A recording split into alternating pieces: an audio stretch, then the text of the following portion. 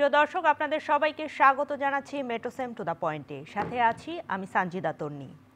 আজ আমরা বাংলাদেশের রাজনীতির ভীষণ গুরুত্বপূর্ণ কিছু বিষয় নিয়ে আলোচনা করব। জুলাই আগস্টে গণ অভ্যুত্থানের পরে বাংলাদেশের রাজনৈতিক দলগুলোর চাওয়া হচ্ছে একটি অবাধ সুষ্ঠু নির্বাচন। সে লক্ষ্যে বিএনপি বলছে এবছর জুলাই আগস্টের মধ্যেই নির্বাচন অনুষ্ঠিত হওয়া সম্ভব। অন্তর্বর্তীকালীন সরকার অবশ্য ভিন্ন কথা বলছে। পাশাপাশি বাংলাদেশের রাজনৈতিক বিভিন্ন প্রেক্ষাপট নিয়ে আলোচনা করব। আলোচনার শিরোনাম এগিয়ে আসছে বিএনপি। আলোচনার জন্য আজ স্টুডিওতে আছেন এম এ আজিজ, সিনিয়র সাংবাদিক কলামিস্ট।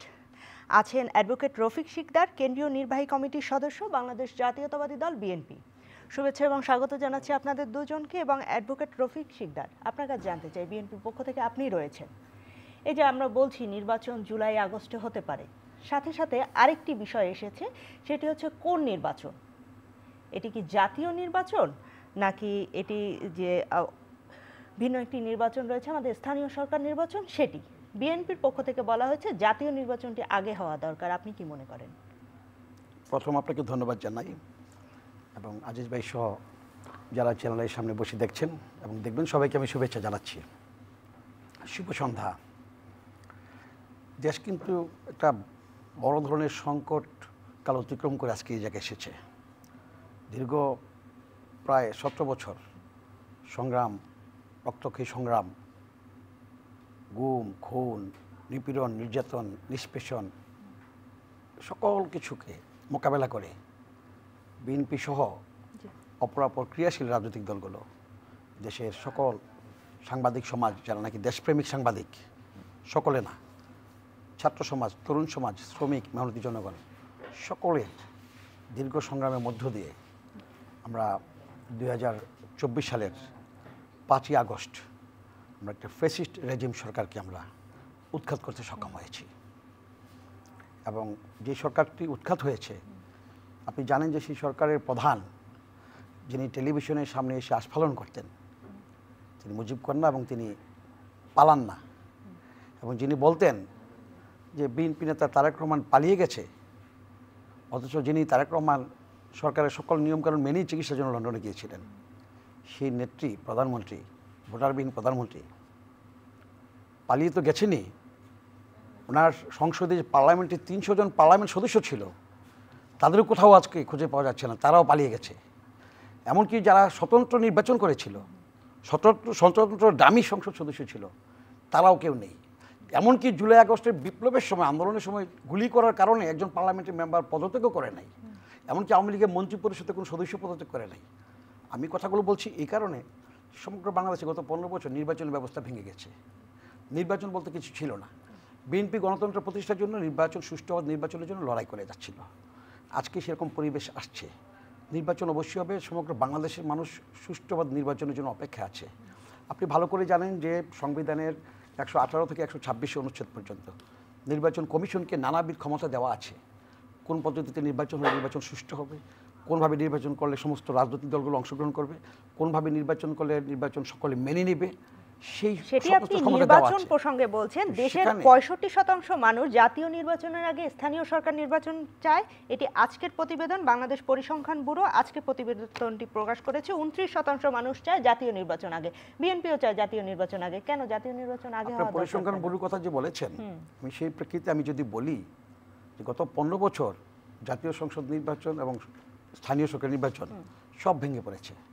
এই ভেঙে পড়ার ফলে মানুষ আজকে, রাজনৈতিক দলগুলো হচ্ছে জনগণের স্টেক হোল্ডার, আবার ভোটের স্টেক হোল্ডার হচ্ছে জনগণ, রাষ্ট্রের মালিক।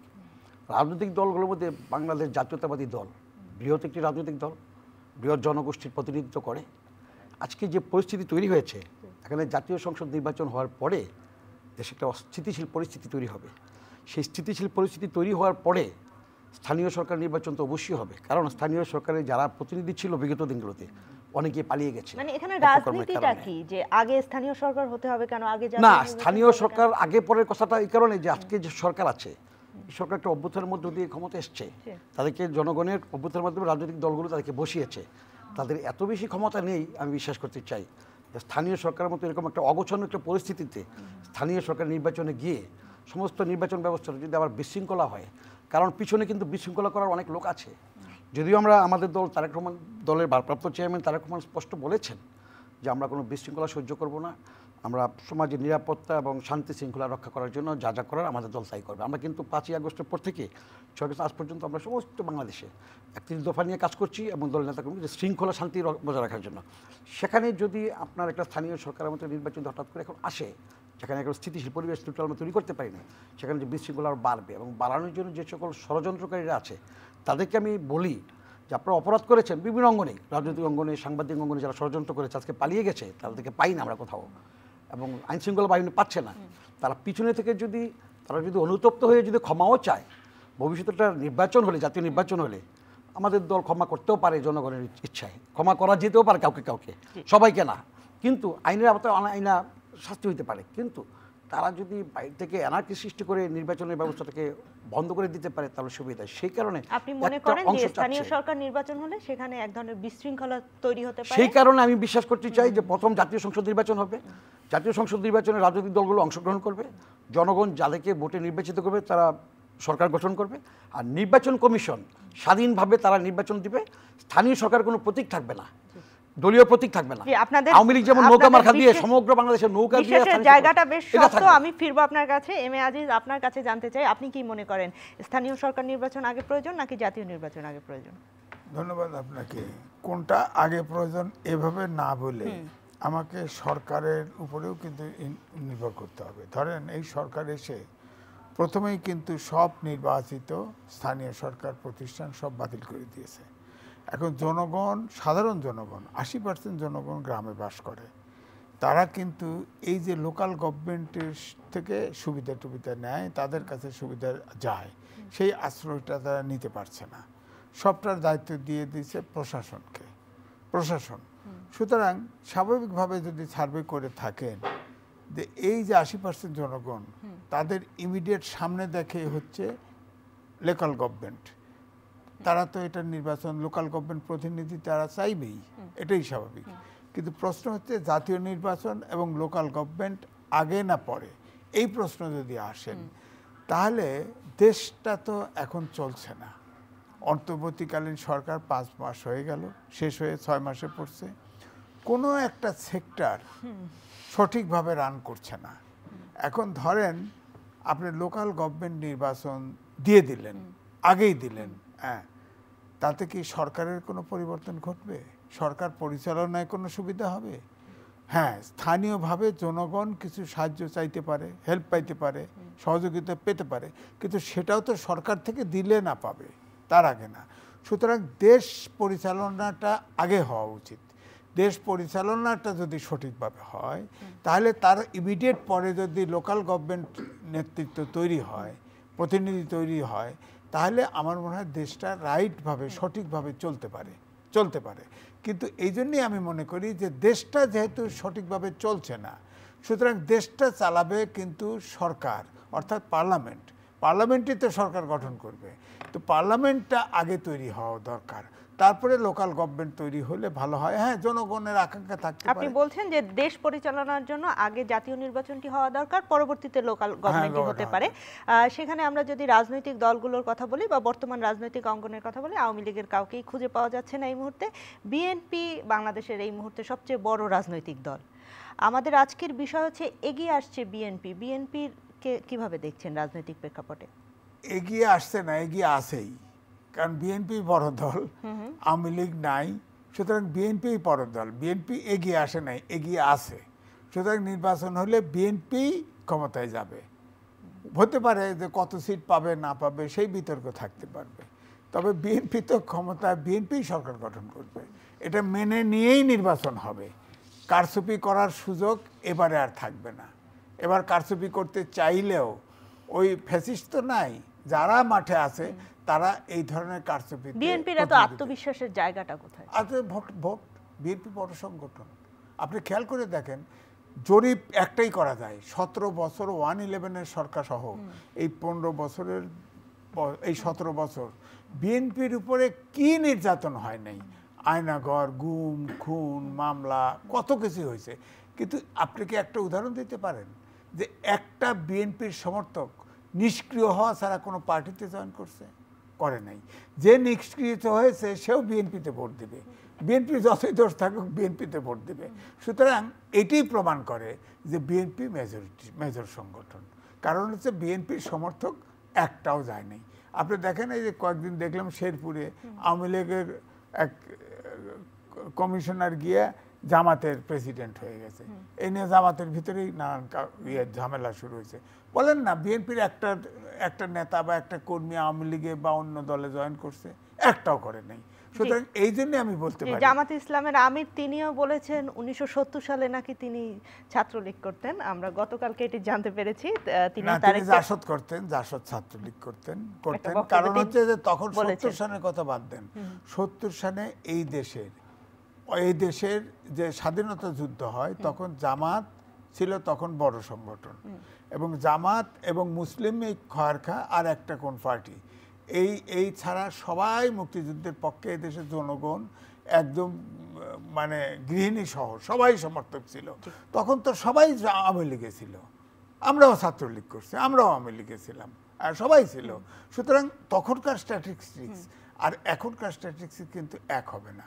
তখন সারা জাতি ছিল মুক্তিযুদ্ধের পক্ষে। হ্যাঁ, এবং ভোট যখন 73 সালে হয়, 70 সালে হয়, তখন কিন্তু ভোট আপনার, যদিও আওয়ামী লীগ জোর করেও কিছু ভোট নিয়েছে এটা সত্য, তারপরে জনগণ তো একদিকেই ভোট করছে। আমি ফিরবো আপনার কাছে, অ্যাডভোকেট রফিক শিকদার, আপনার কাছে জানতে চাই, এই যে আমরা বিএনপি জামাতের একটি কথা বলছিলাম যে স্বাধীনতার সময় তো সবাই একটি দল ছিল, পরবর্তী বাংলাদেশে 24-এর বাংলাদেশে যদি আমরা আসি, 25-এর বাংলাদেশে এখানে আমরা দেখছি যে রাজনৈতিক দল হিসাবে জামাত এবং বিএনপির মধ্যে একদম দূরত্ব সৃষ্টি হয়েছে, যদিও অনেক বছর তারা যুগপৎ রাজনীতি করেছে। এই রাজনৈতিক পরিস্থিতিটা কি দেখছেন আপনি? স্বাধীনতার পরে একটি রাজনৈতিক দল ছিল, এটা বোধহয় সঠিক না। স্বাধীনতার সময় কিন্তু দেশের জনগণ সব এক ছিল, স্বাধীনতার প্রশ্নে সেই কথাটা আমি বলছি। জনগণ একসাথে ছিল, সেটি ঠিক। এবং সেখানেও কিন্তু আমরা কখনো কখনো দেখি যে যারা স্বাধীনতার পরে মুক্তিযুদ্ধের চেতনাকে বারবার ধারণ করে মুখে মুখে বলেছে, তাদের একটা অংশ যুদ্ধ না করে তারা প্রতিবেশী রাষ্ট্রে যে পালিয়ে গেছিল, তারা যুদ্ধ করে নাই, সেটিও সত্য। একইভাবে স্বাধীনতা যুদ্ধের বিরোধিতা যারা করেছে তাদের কথাও এসছে।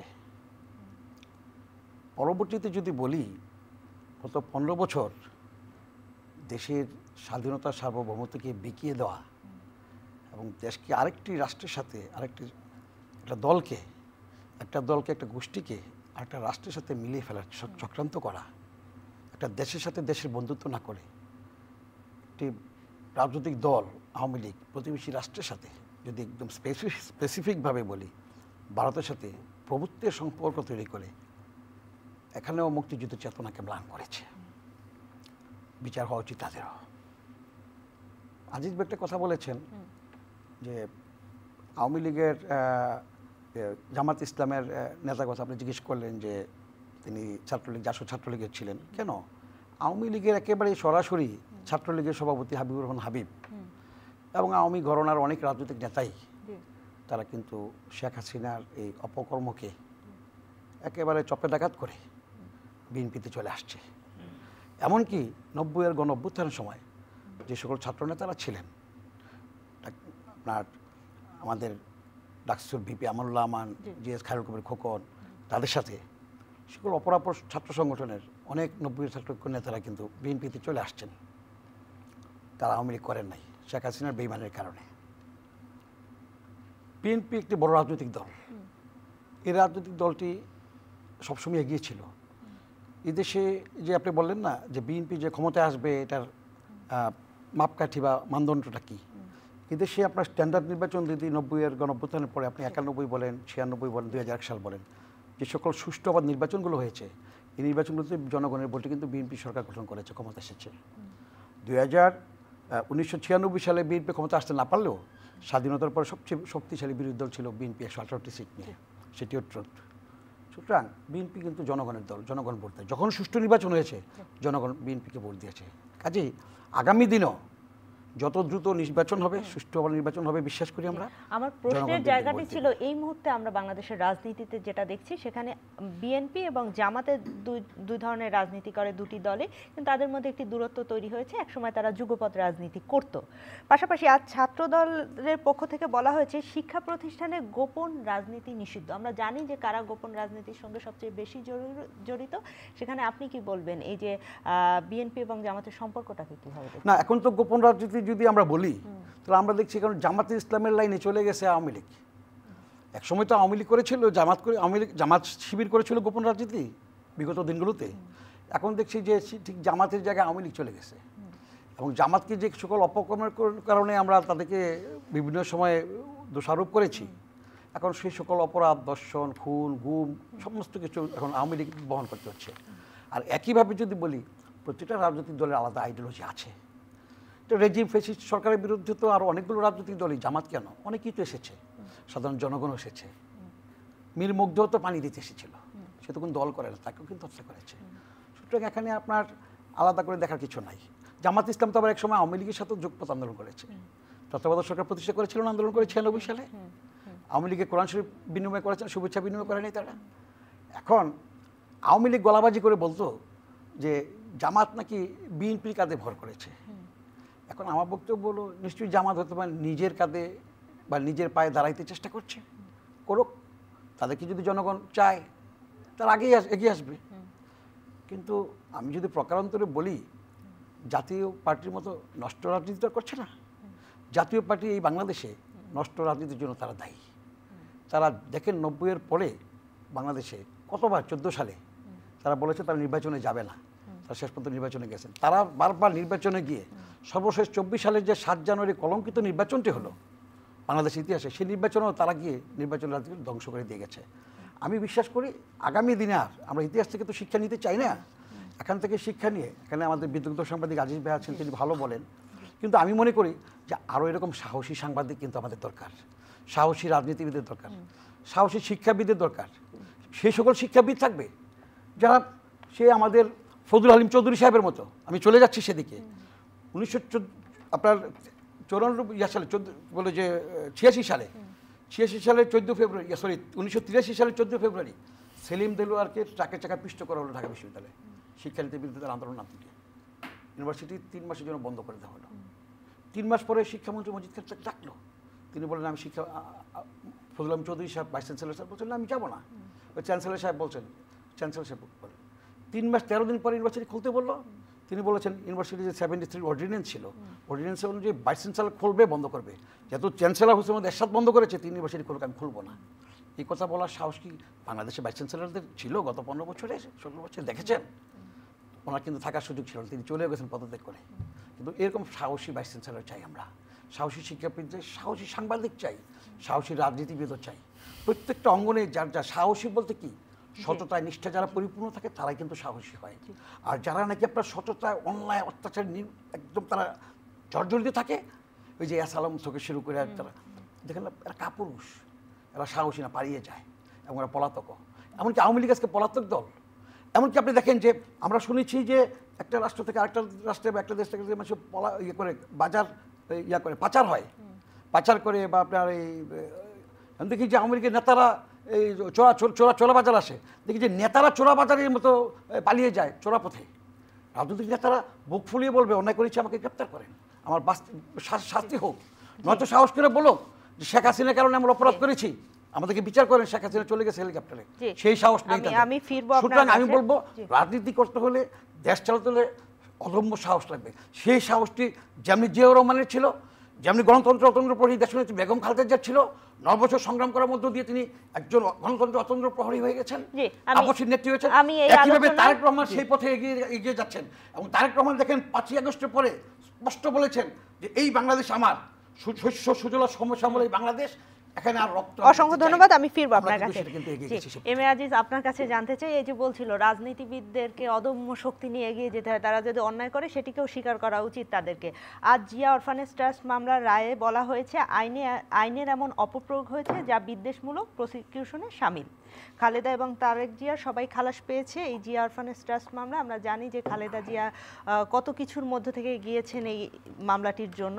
তো রাজনীতিবিদরা যে এসে বুক ফুলিয়ে বলবে যে আমরা এই অন্যায় করেছি, সেই পরিবেশটি কি আছে আমাদের বিচার না বিভাগে? দেখেন, এই যে জিয়া অরফানেজ ট্রাস্টের কথা বললেন, জি তিনি তো বেগম খালেদা জিয়ার বিরুদ্ধে মামলা হয়েছে, আরও কয়েকজন আসামি আছে, তিনি তো আপোষ করেন নাই, কারণ তিনি মনে করেছেন অপরাধ করেন নাই, এবং আপনিও মনে করেন অপরাধ করেন নাই। 2 কোটি টাকা এখন 9 কোটি টাকা হয়ে আছে, এবং এই টাকা তিনি ট্রাস্টের সদস্য না, তিনি এই চেক হাত দিয়ে শোন নাই। টাকাটা আসছিল আপনার বাহরাইন থেকে না কুয়েত থেকে, এই চেকও শোন নাই।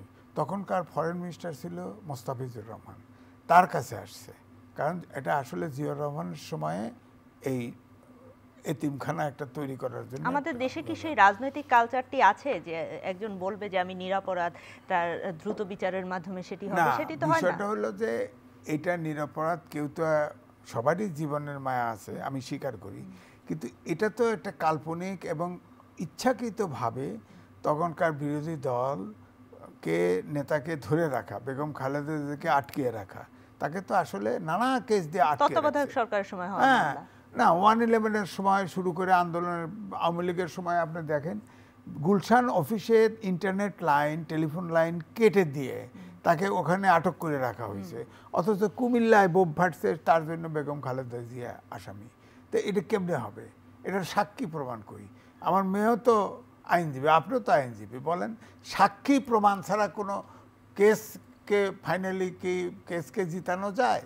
তো উনি যে মামলা, এই যে জিয়া অরফানেজ ট্রাস্ট যেটা দুদক দিয়ে মামলাটা করালো, এর পক্ষে যুক্তিটা কি আছে?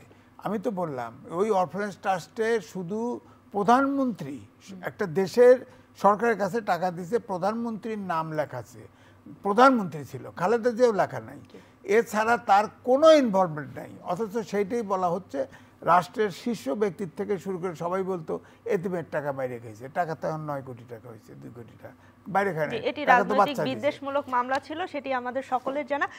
ঘোষণাপত্র সম্পর্কে আপনার মতামত জানতে চাই। রাজনৈতিক দলগুলোর সঙ্গে কোনো দূরত্ব সৃষ্টি হয়নি, কি পদ্ধতিতে আলোচনা হবে তা নিয়ে বিভিন্ন মতামত রয়েছে। আপনি নিশ্চয়ই আসিফ নজরুল আইন উপদেষ্টা, তিনি এই কথাটি বলেছেন। ঘোষণাপত্রের ব্যাপারে মতৈক্য চায় ডক্টর মোহাম্মদ ইউনূস, মতৈক্যের জায়গাটি কতটুকু দেখছেন? না দেখেন, অন্তর্বর্তীকালীন সরকার 6টা প্রধান সংস্কার কমিশন করেছে, তারপরেও আরো 4টে করেছে, এখানে আবার আরেকটা যুক্ত করলো। উদ্দেশ্য কি? এই ঝামেলা পাকাচ্ছে কেন? ঘোষণাপত্র আপনার 5 মাস পরে ঘোষণাপত্র নিয়ে এত আপনার ঐক্যবোধ করা লাগবে সবার, ঘোষণা দেন না। ছাত্ররা আন্দোলন করছে, একা আন্দোলন করছে, তারা বলে, কারো তো সম্পর্ক নাই, তারাই বলে, তারা নেতৃত্ব করুক না।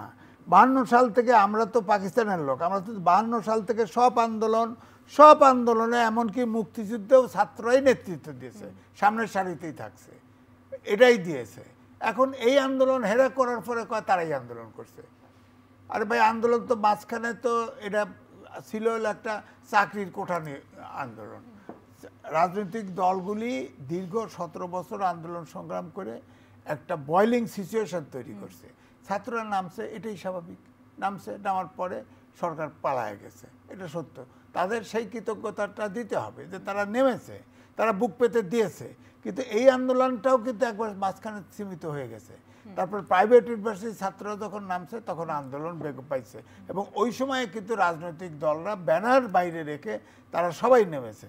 আমি একটা বয়লিং পয়েন্টে থাকি, রামপুরা ব্রিজের পাশে, আমি তো দেখেছি, চোখে দেখেছি, ওখানে গুলি গালা থেকে সব কিছু হয়েছে, ওখানে কারা মাঠে নামছে, কারা কী করছে। আমি তো 5 তারিখেও টকশো করছি, 5 তারিখেও আমি আসছি, ওই গোলাগুলির ভিতর দিয়েও আমি আসছি, আমি তো ভয় করি নাই, আসছি তো। তো সুতরাং আমি এইটাই উদাহরণ দিলাম যে এই দেশের মুক্তিযুদ্ধের সময় যেমন যে ঘরে বসে থাকছে সেও সমর্থন দিচ্ছে, মুক্তি চাইলে যোদ্ধা পাইলে চুরি করে খাবার দিচ্ছে। আমার বাসার থেকে তো আমার ওয়াইফ তো ঢিলা, ওই টিয়ার গ্যাস মারবে, সে কাপড় ভিজা মেরে দিচ্ছে, বিস্কিট দিচ্ছে, পানি দিচ্ছে তো আমি অনেককেই দেখছি দিচ্ছে, খাবার দিচ্ছে। তো সবাই তো সিম্প্যাথি ছিল, আন্দোলন শুধু ছাত্ররা করছে, সুতরাং ওইটার একটা বিপ্লব। তার মানে তাদের যে প্রথম যে মনোভাব ছিল যে সব বাটন টিপে সব অফ, ইতিহাস বাংলাদেশের কোনো ইতিহাসই নেই। তার বিএনপি যখন কইলো যে মুক্তিযুদ্ধ প্রশ্ন তুললো, এখন মুক্তিযুদ্ধের ইতিহাস এখন যে লেখছে এক লাইন লেখছে, দয়া করে এক লাইন লেখছে। এই সংবিধান সংস্কার কমিটিও যেটা লিখেছে স্বাধীনতার কথা একদম দায়সারা গোছের লিখছে। এভাবে তো ইতিহাস লেখা হয় না। মুক্তিযুদ্ধের ইতিহাস এত এক প্যারায় হইতে পারে না। এবং ছাত্রদেরটাও এক আপনার প্যারায় থেকে হইতে একটু পারে। সময় নিচ্ছি। প্রিয় দর্শক, মেট্রোসেম টু দ্য পয়েন্টে আমরা আছি চ্যানেল আইয়ের অনলাইনে। আপনারা আমাদের সঙ্গে যুক্ত থাকুন চ্যানেল আইয়ের ফেসবুক এবং ইউটিউবে। জি বলছি। হ্যাঁ, তো এই জন্যই বলছি যে ধরেন তারপরেও আমি বলবো যে হ্যাঁ, বিতর্ক আগেও করেছি। এখন যে সংবিধান যে সংস্কারটা যে জায়গায় এনে দাঁড় করেছে, সাবমিট করে দিয়েছে, কিছু কিছু জায়গায় কিন্তু আপত্তি আসবে। যেমন ধরেন আমাদের 4টে মূলনীতি ছিল, সমাজতন্ত্র ছিল একটা অবসলেট, বাদ দিলাম। হ্যাঁ, তারপরে জাতীয়বাদ বাদ দিয়ে দিছে, জাতীয়বাদ বাদ দিছেন, ধর্মনিরপেক্ষতা বাদ দিছে। জাতীয়বাদ বাদ দিলে তো তাহলে বিএনপি বাদ দিতে হয়, বিএনপি তো জাতীয়তাবাদী দল, বিএনপি তো আপত্তি করবে। ধর্মনিরপেক্ষতা বলতে যে বোঝানো হয় যে যার যার ধর্ম শেষে করবে, তাই তো। কিন্তু আমাদের দেশের ইসলামিক দলরা ভাববে যে বোধহয় আমাদের বাদ দিয়ে দিছে, এখানে তো একটা বিতর্ক তৈরি হইলো। তো আর বহুত্ববাদ ধর্মনিরপেক্ষতার পরিবর্তে বহুত্ববাদ বলার চেষ্টা করেছে। আমি কিন্তু এই শব্দটাকে পছন্দ করি, যে সব যার যার মত শেষে প্রকাশ করবে। হ্যাঁ, এই অর্থেই এটা। কিন্তু আমাদের দেশে যেহেতু আমাদের সংবিধানে যে 4টি মূলনীতি ছিল সেটি পরিবর্তন করে যে 5টির কথা বলা হয়েছে, এই 5টিকে আপনি কিভাবে দেখছেন? সাম্য, সমতা তো একই রকম কথা। সাম্য, মানবিক মর্যাদা, সমতা, গণতন্ত্র, এটা কিন্তু রিলেটেড ভাষা। একটার ভিতরে ব্যাখ্যা দিলে কিন্তু সবই আসে। তো তারপরে রাখছে এটা নিয়ে নিরামিষ একটা মানে শব্দগুলো যেহেতু আগেও ছিল, সাম্য আগের সংবিধানেও ছিল। আচ্ছা, ভাষা রাখলো, আমি বুঝলাম। এই ভাষা একটু কমানো যেত, সংখ্যা বাড়ায় তো লাভ নেই। সাম্য, মানবিক মর্যাদা, সুশাসন, এই ভাষাগুলি তো একই রকম, একই অর্থে আসে। গণতন্ত্র থাকলে তো, প্রকৃত গণতন্ত্র থাকলে তো এগুলো থাকবেই, সাম্য থাকবে, সুশাসন থাকবে, আইনের শাসন থাকবে, নাহলে গণতন্ত্র হয় কি করে? গণতন্ত্রে তো গণতন্ত্রের ডেফিনেশন তো আগের মতো নাই যে খালি ভোট দিলাম আর গণতন্ত্র হলো। গণতন্ত্রে মানবাধিকারও আছে। এখন গণতন্ত্রের ডেফিনেশন তো ভিন্ন, সবকিছু কভার করে। একটা গণতান্ত্রিক দেশ মানে মানবিক দেশ, গণতান্ত্রিক দেশ মানে আইনের শাসন, সুশাসন, বৈষম্যহীন সমাজ, এগুলো সব ছাত্ররা যে দাবি করেছে, মুক্তিযুদ্ধের যে দাবি করেছে, ভাষার পার্থক্য আছে, দাবি তো একই। তো সুতরাং আমি মনে করি তারপরে এখানে ছাড়টার দিয়ে এক জায়গায় এসে আমার মনে হয় জাতি যেভাবে আগে ঐক্যবদ্ধ ছিল, এই ঐক্যবদ্ধভাবে ইমিডিয়েটলি পার্লামেন্ট নির্বাচনটা দেওয়া দরকার। কারণ হচ্ছে, আপনি খেয়াল করে দেখেন, আমরা ডক্টর মোহাম্মদ ইউনূসের উপরে আমি 3টা পক্ষে রিপোর্ট করেছি। যখন সে 3টা লেখা লিখছি, যখন সে সিঁড়ি পাওয়ায় 8তলা উঠায়, হ্যাঁ, আমি বলেছি সে জাতীয় সম্পদ, তাকে আমরা ব্যবহার করতে পারলাম না। কিন্তু এবারে IMF এর লোনের শর্ত পূরণ করে সে তো ভ্যাট ট্যাক্স বাড়াই দিছে, দিয়ে তো নাবিশ্বাস ছুটায় ফেলাইছে। এই বিষয়ে কথা বলতে আমি ফিরবো আপনার কাছে। অ্যাডভোকেট রশিদ সিকদার, আপনার কাছে জানতে চাই, এই যে আমরা সংবিধান সংশোধন কমিশনের প্রস্তাবনা নিয়ে কথা বলছিলাম, সেখানে আমাদের যে রাষ্ট্র পরিচালনার 4টি মূলনীতি রয়েছে সেগুলো পরিবর্তন করা হয়েছে, নতুন 5টি এসেছে। জাতীয়তাবাদ বাংলাদেশের রাজনীতিতে, বাংলাদেশের রাষ্ট্র পরিচালনার ক্ষেত্রে একটা গুরুত্বপূর্ণ মূলনীতি। এই মূলনীতিটা যে বাদ দিচ্ছে, বিএনপির অবস্থান এখানে কি হতে পারে বলে আপনি মনে করেন? না, এটা এখন যে সরকার, ইন্টারিয়াম গভর্নমেন্ট, তারা তাদের চিন্তা ভাবনা করছে। আমি মনে করি যে বিএনপির প্রতি বিদ্বেষমূলক কোনো না, মনোভাব পোষণ? এটা তাদের চিন্তা ভাবনা থেকে, তাদের যে সরকার তো বিভিন্ন ধরনের মানুষ তো এখানে আছে, তারা তো এক দলের মানুষ না, একমতের মানুষ না। ডক্টর ইউনূস সাহেবের সরকার, ওনার প্রতি শ্রদ্ধা রেখেই বলি যে উনি এই সকল এত কিছু জায়গাতে অ্যাডজাস্ট না করে এই সময় দেশকে একটি শান্তিময় এবং নিরাপদ বাসযোগ্য হিসেবে, আবাসভূমি হিসেবে গড়ে তোলার জন্য দ্রুত একটি নির্বাচনের ব্যবস্থা করে, একটা দেশে যে চেইন অফ কমান্ড নেই, আইন শৃঙ্খলার অবনতি, আপনার দ্রব্যমূল্যের যে ঊর্ধ্বগতি, এখন রোজার আগেই সব কিছু দাম বেড়ে যাচ্ছে, পেঁয়াজ, আলু, ছোলা সব। সে কারণে দ্রুত একটা নির্বাচন, এটা সম্ভব। নির্বাচন কমিশন এটা চাইলে পারে, জুলাই আগস্টের মধ্যেই পারে। এবং আমি মনে করতে চাই যে এই আগস্টের যে 5 তারিখ এটা আমাদের একটা অভ্যুত্থান হলো, আমরা এই আগস্ট মাসেই ইচ্ছে করলে সরকার এই আগস্ট মাসেই নির্বাচনটা দিতে পারে। মানুষ উপলব্ধি করবে, মানুষ মনে রাখবে আগস্ট মাসকে, যে আগস্ট মাসটা কি। আগস্ট মাসটাকে চিরদিন বাংলাদেশের মানুষ জনগণ স্মরণ রাখবে, নানান কারণেই রাখে এবং রাখবে, ভবিষ্যতেও যেন আরও রাখে। সেই কারণে আগস্ট মাসে নির্বাচনটা দিতে পারে সরকার। এবং দিলে আমি বলি আপনাকে, এতদিন তো আমরা বলতাম আগস্ট শোকের মাস, এখন বলি আগস্ট বিপ্লবের মাস। কিভাবে মনে রাখবে জনগণ? শোনেন, শোকের, বিপ্লবের, কষ্টের, ব্যথার, বেদনার, আনন্দের যাই আপনি বলেন, আমরা কোনোটাই কিন্তু আমরা মানে ভালোভাবে নিয়ে নেই, এটাও সত্য। আমরা কিন্তু সবসময় সমগ্র প্রতিটি মাসই যেন ভালো থাকে, সুন্দরভাবে কাটে, প্রতিটি দিনই যেন আমাদের নাগরিকদের ভালো কাটে, আমরা তো সেটাই চাই। কিন্তু আমরা যদি তৈরি করি, নিজের ক্ষেত্র যদি নিজে তৈরি করি, সেখানে তো আমাদের কিছু করার নাই। এখানে আপনার বাংলাদেশ জাতীয়তাবাদী, বাংলাদেশি জাতীয়তাবাদ, এটা আমাদের নেতা জিয়াউর রহমান সাহেব বাংলাদেশি জাতীয়তাবাদ প্রবর্তন করে গেছেন। তিনি বলেছেন ভাষা, কৃষ্টি, মুসলমান, হিন্দু, বৌদ্ধ, খ্রিস্টান, সকল ভাষাভাষী সবাই মিলে আমরা বাংলাদেশি। এমনকি ব্যাখ্যা দিয়েছেন যে প্রত্যেকটা যদি আলাদা আলাদা একটা ফুল হয়, সবগুলো মিলে একটা ফুলের মালা। এ হচ্ছে বাংলাদেশি জাতীয়তাবাদ। প্রত্যেকটা রাষ্ট্রের জাতীয়তাবাদ থাকে, জাতীয়তাবোধ থাকে, দেশপ্রেম থাকে। তো সেখানে হাত দেওয়া বা সেখানে টাচ করা ঠিক না। ধর্মীয় মূল্যবোধ আমাদের আছে, প্রত্যেকে যার যার ধর্ম যদি ঠিকমতো সে পালন করি, তাহলে আমাদের দেশ আরও সুন্দর হতে পারে। আমাদের দেশ তো সম্প্রীতির দেশ, সেখানে আবার এখানে নতুন করে এই সমস্ত জায়গাতে হাত দেওয়া উচিত না। বরং এই ইন্টারিম গভর্নমেন্ট প্রস্তাব রাখতে পারে যে আগামী দিনে নির্বাচনের পরে জনগণের কাছে আমাদের এই প্রস্তাব, আপনারা সেই প্রস্তাব যারা মানবে তাদেরকে আপনারা ভোটে নির্বাচিত করেন। জনগণ যদি মনে করে যে তাদের এই প্রস্তাবগুলো সঠিক, তাহলে তাদের জনগণ সেটাই সিদ্ধান্ত নেবে। এখন যদি আপনি মনে করেন যে জনগণ কাকে দিবে, দল, অনেকগুলো রাজনৈতিক দল আছে এই দেশে, অসুবিধাটা কি? ছোট ছোট দল আছে, তাদেরকে ভোট বেশি দিলে তারা বড় দল হবে না? জনগণ ভোট দিলে তাদের দল তো অনেক বড় হবে।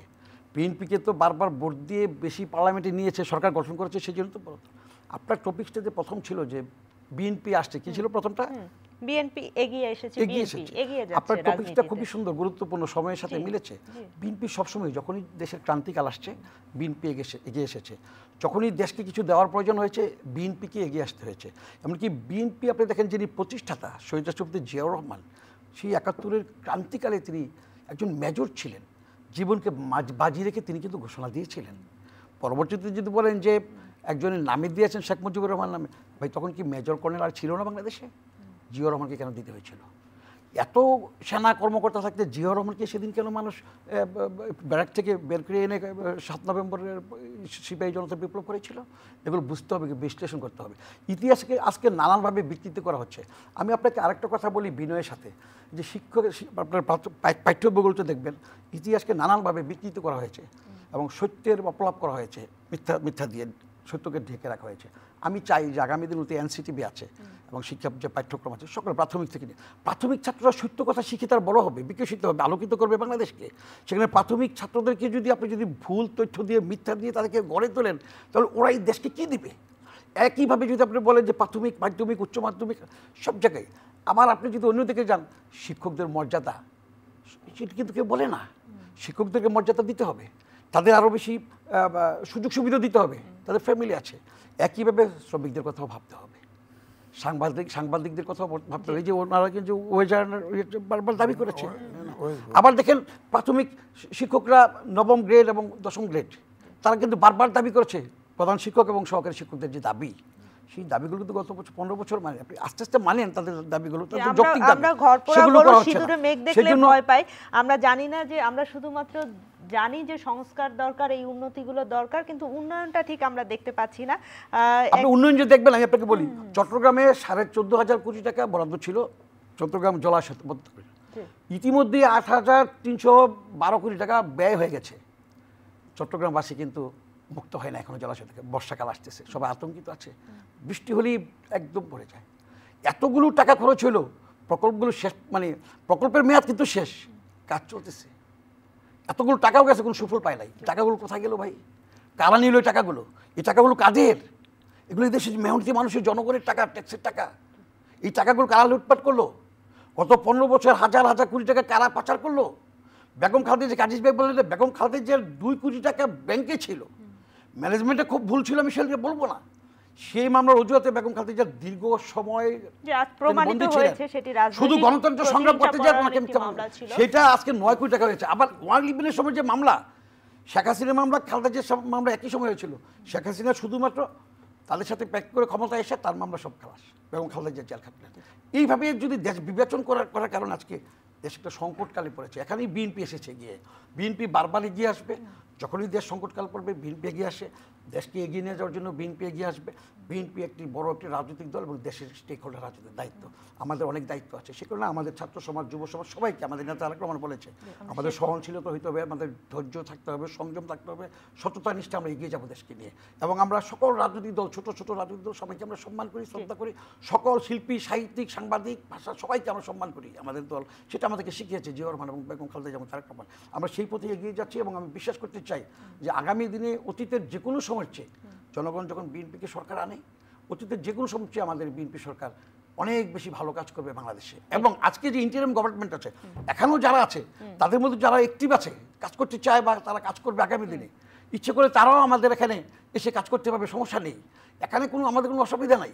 এখানে সাধারণ জনগণ যদি বলে আমাদেরকে শেষ করতে হবে। জি, একেবারেই। তো সুতরাং আমি বলবো আমরা আজকের এই জানুয়ারি মাসের, আজকে হচ্ছে 18 জানুয়ারি, এই 18 জানুয়ারিতে আমাদের মূল বক্তব্যটা হচ্ছে যে আগামী দিনে এই যে সরকার, ইন্টারিম গভর্নমেন্ট উপদেষ্টা ডক্টর ইউনূস সাহেব একজন বিজ্ঞ মানুষ, একদম বিশ্ব জনরঞ্জিত, ওনাকে অনেক কষ্ট দিয়েছে হাসিনা সরকার, অনেক অপমান অপরাধ দিয়েছে। আজকে যেন তিনি কারোর কোনো ফাঁদে না পড়ে তিনি ওনার জায়গায় স্ট্রং থেকে একটা সুষ্ঠু নির্বাচন দেন, দেশটা যেন একটা সঠিক লাইনে যেতে পারে। এবং প্রশাসনে যারা এখনও ঘাপটি মেরে আছে, প্রশাসনে যারা কাজ করতে দিচ্ছে না, আওয়ামী লীগের 15 বছরের, তাদেরকে চিহ্নিত করে ব্যবস্থা নেওয়া। আবার অনেক ভালো যোগ্য অফিসার আছে এখনও যাদেরকে প্রশাসনে নেওয়া হচ্ছে না, বিচার বিশ্লেষণ করে তাদেরকে সেখানে কাজ দিয়ে সরকারকে আরও শক্তিশালী করা এবং নির্বাচনের দিকে এগিয়ে যাওয়া। অসংখ্য ধন্যবাদ। এম এ আজিজ, আপনার কাছে জানতে চাই, বিএনপি প্রসঙ্গে আমরা কথা বলছিলাম। 5ই আগস্টের পরে আমরা দেখলাম যে বিএনপির ভারপ্রাপ্ত চেয়ারম্যান তার খুবই তার যে বক্তব্যগুলো সেগুলো চমৎকারভাবে আসছে এবং সে এই সাম্য একতার কথাগুলো বলছে। কিন্তু বিএনপি অ্যাজ এ দলের মধ্যে কি সংস্কার দেখছেন আপনি? না, কোনো দলে এখনো সংস্কার হয় নাই, তবে সংবিধানে যে সংস্কারগুলি আসছে আমার মনে হয় 80% কিন্তু এই জায়গায় আমরা চলে যাব এই সংস্কারগুলো যদি হয়। কারণ হলো বিএনপি এই সংস্কারগুলি করবে, কারণ আগে বিএনপি দ্রুত নির্বাচন চাচ্ছে কেন? যত দেরিতে নির্বাচন হবে তাদের জনপ্রিয়তা কি কমবে? না, তা না, শুধু তা না, আরও ব্যাপার আছে। ধরেন গত নভেম্বর মাসে 15 তারিখে বাংলাদেশের পত্রিকায় ছাপা হয়েছে, আন্তর্জাতিক ক্রাইসিস গ্রুপ, তারা সারা বিশ্বের এভাবে যদি সরকার হঠাৎ করে পতন ঘটে, ওই সরকার সম্পর্কে, ওই দেশ সম্পর্কে এবং ভবিষ্যৎ সম্পর্কে প্রতিবেদন তৈরি করে। বাংলাদেশ সম্পর্কে ওই প্রতিবেদন তারা দিয়েছে এবং আমাদের দেশের পত্রিকায় ছাপা হয়েছে। সেখানে বলেছে জনগণের প্রত্যাশা যদি অন্তর্বর্তীকালীন সরকার পূরণ করতে না পারে তাহলে দেশ আগের জায়গায় ফিরে যাবে, অথবা কতটা পারছে অন্তর্বর্তীকালীন সরকার, অথবা সেনাবাহিনী। আপনি এই শোতে এসেই বলেছিলেন যে আমাজন জঙ্গলে যেমন করে গাছ জন্ম নেয় সেরকম করে দেশ নিজে নিজে আপনা আপনি চলছে। কতটা পারছে? আমার কাছে তো মনে হচ্ছে তাই, প্রকৃতি ফাংশন করতেছে। এখানে সরকার তো আগাগোড়া কিছুই বুঝতে পারতেছে না, কোনটা আগে শুরু করতে হয়, কোনটা শেষ দিতে হয়। আমার তো কোনো স্টেপে এটা মনে হয় নাই। আপনি বলেন বিচার বিভাগ সাজানো হয়েছে, এখন কি বলতে পারেন যে বিচার বিভাগ স্বাধীন? স্বাধীন যদি হয় প্রথমেই পিচ্চি হান্নান, পিচ্চি হেল্লাল এইসবগুলা রিলিজ হলো কি করে? তারা এখন ডাকাতি পাকাতি করতে শুরু করে দিছে। এগুলো রিলিজ, তাদেরকে নাকি এখন খুঁজে পাওয়া যাচ্ছে না। ওইটাই তো বলছি, তাদের এটা পলিটিশিয়ান হলে এই দৃষ্টিতে তাদের আসতো যে এই শীর্ষ সন্ত্রাসীদের যদি ছেড়ে দেয় তারা এই সন্ত্রাসী করবে, সুতরাং তারা যদি আইনের ফাঁকে রিলিজও পেতে চায় তাদেরকে আরও ডিলে করতো, যে দেশটাকে রাইট লাইনে আনে নাই। তারা কিন্তু অলরেডি পাওয়া যাচ্ছে না, তারা অলরেডি সন্ত্রাস শুরু করে দিচ্ছে। ধরেন পুলিশ এখন ইনঅ্যাকশনে, কারণ পুলিশকে টমাস থেকে বের করতে আনা হয় নাই। ধরেন পুলিশের থানায় আগুন দিছে, পুলিশের অস্ত্র লুট হয়ে গেছে, সে অস্ত্র গেল কোথায়?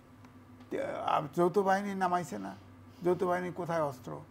আবার 23 সালে এবং 24 সালে 4.5 লাখ অস্ত্র নূতন করে আপনার লাইসেন্স দিছিল, আর আগের যত লাইসেন্স পাওয়া সব অস্ত্র বাতিল করা হয়েছে। তো অস্ত্র করলো কোথায়? পুলিশকে আপনার যারা হত্যা করেছে, যারা দুর্নীতি করেছে, তাকে আপনি জেলে পাঠিয়ে দিতেন, আর যারা পুলিশ আছে তাদের সাধারণ ক্ষমতা ঘোষণা করে দিতেন 5 মাসে। সেটা আপনি দ্রব্যমূল্য নিয়ে একটা কথা বলছিলেন, সেটি দিয়ে শেষ করব। দ্রব্যমূল্যের লাগাম সরকার কিভাবে টানবে? হচ্ছে যে আমি খুব আশাহত হয়েছি, যে আমার ধারণা ছিল যে ডক্টর মোহাম্মদ ইউনূস, বাংলাদেশ তার জন্য খুব ছোট্ট জায়গা, সারা বিশ্বের সরকার প্রধান, রাষ্ট্রপ্রধান, আন্তর্জাতিক প্রতিষ্ঠান সব ডক্টর মোহাম্মদ ইউনূস হিপ্নোটাইজ করতে পারে। কিন্তু আওয়ামী লীগ সরকার যে IMF সাথে যে চুক্তি করে গেছে, সেই চুক্তিতে IMF সব কিছুর ভর্তুকি তুলে দিয়ে সব কিছুর দাম বাড়ানোর প্রস্তাব করেছে, সেটাই উনি সেটাকে রিভাইজ না করে ধাম করে সব কিছু বাড়াই দিছে। বলেন তো দেখি, ভ্যাট এবং ট্যাক্স উনি যে কমালো আর ভ্যাট বাড়ালো, ভ্যাট দেয় হলো গরিব লোক, অর্ধেকটা আসে, অর্ধেক ট্যাক্স আছে ভ্যাট থেকে, হ্যাঁ, আর ট্যাক্স হলো যেটা কমানো হয়েছে সেটা তো ব্যবসায়ীরা ওখানে লাভ করতেছে, মার্কেটের কোনো প্রতিফলন আছে, যে কম পয়সা দিয়ে আমদানি করতেছে, এটা তো জনগণ তো বেনিফিটেড হচ্ছে না। অর্থাৎ এই ভ্যাট, ট্যাক্স এবং দাম বাড়ানো পুরা এদেশের 80% যেটা মানে বৈষম্যের শিকার, এই লোকগুলোই ক্ষতিগ্রস্ত হচ্ছে। আমরা আশা করছিলাম যে যে লোনগুলো নিছে, যেগুলো অসম চুক্তি হয়েছে, এগুলো রিভিউ করবে। আমার এই হাসিনা সরকার যত চুক্তি করছে, একটা চুক্তিতে হাত দেয় নাই। এগুলো কিন্তু আমাদের আশা ছিল না। ডক্টর মোহাম্মদ ইউনূস যত আন্তর্জাতিক অঙ্গনে তার যে প্রভাব, আপনি দেখেন অনেক জায়গায় প্রতিশ্রুতি পাইছে, জাতিসংঘে গেছে, অনেক লোক তার সাথে দেখা করার জন্য পাগল। বলেন না, একটা লোন আসছে এ পর্যন্ত? প্রতিশ্রুতি পাই, যে আসে আপনার সাথে আসি, আপনাকে যা সাহায্য চান দেব, কেউ তো দেয় নাই, পায় নাই তো।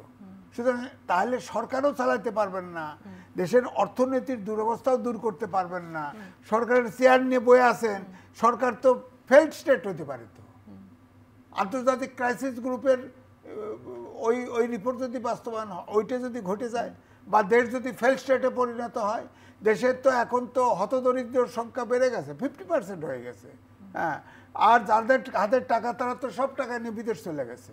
কারণ টাকালা কোথায়? বাংলাদেশে যে কয়েকটা আছে তারা তো বহল তবিয়তে আছে, যে কয়েকটা অলিগার্ক ব্যবসায়ী আছে তারা তো বহল তবিয়তে ম্যানেজ করে চলতেছে। তো টাকালার তো টাকা সব পাচার হয়ে গেছে, তাদের এই টাকাও তো ধরার জন্য কোনো সুবিধা দেখতেছি না, কোনো টাকা আনার ব্যাপারে একটা চিঠিও দেয় নাই এ পর্যন্ত। তো আমি এই জন্যই বলছি যে সরকার তো রাষ্ট্র গুছাইতে পারছে না, রাষ্ট্র চালাতে পারছে না, সুতরাং দ্রুত রাজনীতিকরাই দেশ চালাবে, তাদের হাতে সরকারটা দিয়ে দেওয়া উচিত ইলেকশন করে, আমি এটাই বুঝি। অসংখ্য ধন্যবাদ আপনাদের দুজনকে। প্রিয় দর্শক, মেট্রোসেম টু দ্য পয়েন্ট থেকে আজকের মতো বিদায় নিচ্ছি। আমাদের দুজন আলোচক, এম এ আজিজ, তিনি একজন সিনিয়র সাংবাদিক, এবং অ্যাডভোকেট রফিক শিকদার, তিনি বিএনপির কেন্দ্রীয় কমিটির সদস্য। তারা দুজনেই মনে করে যে দ্রুত নির্বাচন দরকার, এবং নির্বাচন হলে বিএনপি সংখ্যাগরিষ্ঠ হোক এবং যেভাবেই হোক বাংলাদেশে সংসদে আসছে, এবং তারা এই যে আমাদের যে কমিটিগুলো যে রিপোর্ট দিচ্ছে সেগুলোকে নিশ্চয়ই তারা রিভিউ করবে, এবং যে প্রতিফলন জনগণ দেখতে চায় সেখানে নিয়ে যাবে। পাশাপাশি দেশ পরিচালনার জন্য সরকারকে যে পদক্ষেপগুলো নেওয়া দরকার সে ব্যাপারেও তারা জোর দিলেন। আপনারা সবাই ভালো থাকবেন, আপনাদের সবার জন্য অনেক অনেক শুভকামনা।